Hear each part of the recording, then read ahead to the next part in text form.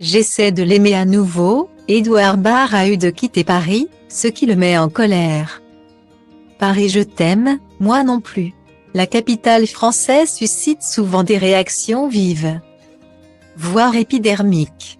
Les polémiques sont nombreuses sur chacun des projets entrepris dans la cité. Sa mère Anne Hidalgo essuie régulièrement des attaques, même les stars hollywoodiennes ne sont pas tendres avec elle, comme Nathalie Portman dont le mari est le chorégraphe français Benjamin Millepied. Il y a aussi ceux qui connaissent très bien Paris et sont honnêtes avec elle, comme Édouard Baird. Avec son nouveau spectacle Le Journal de Paris, l'artiste réunit des anonymes croisés dans la rue, des artistes amateurs et des amis. Dans son interview pour le magazine du Parisien Week-end, l'acteur et metteur en scène parle de ce lieu unique sans phare et sans enjoliver la réalité, mais avec tendresse.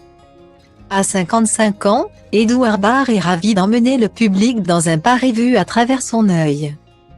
Mais il est tout à fait conscient des problèmes de la ville.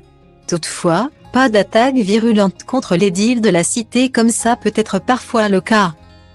Il commence par confier ce qu'il aime dans la capitale du pays. Il n'y a pas plus international que Paris. C'est l'avantage des capitales. On y trouve des Parisiens à la Guitry, des gens qui viennent d'ailleurs, mais aussi d'autres qui sont nés ici. On devrait tous s'approprier cette ville. J'aime l'envisager dans son universalité. Guillaumet.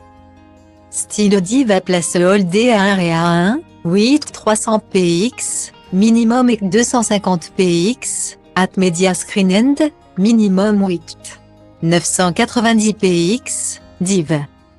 À Place Holdé à 1 et à 1, 8 620 px, minimum et 350 px, style.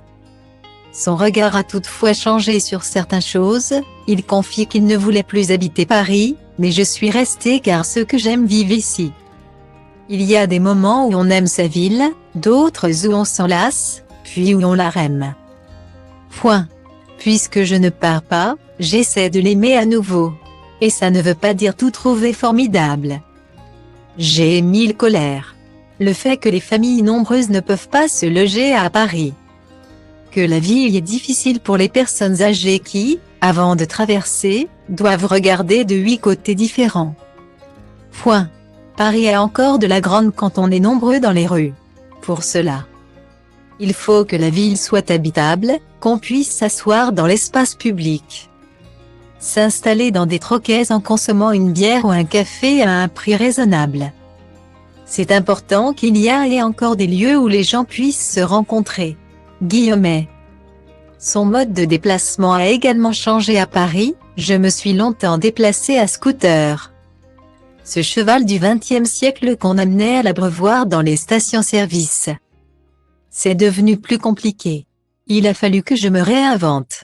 Pour autant, il se félicite que certains endroits permettent encore la mixité sociale comme le quartier de ce chaleureux bistrot des Halles au cœur de Paris, dans lequel il fait son interview. On est au cœur de Paris, le prix du mètre carré est exorbitant mais, dans la rue, il y a quand même une mixité sociale grâce au centre commercial des Halles et aux gares RER qui permettent de venir ici depuis différentes banlieues.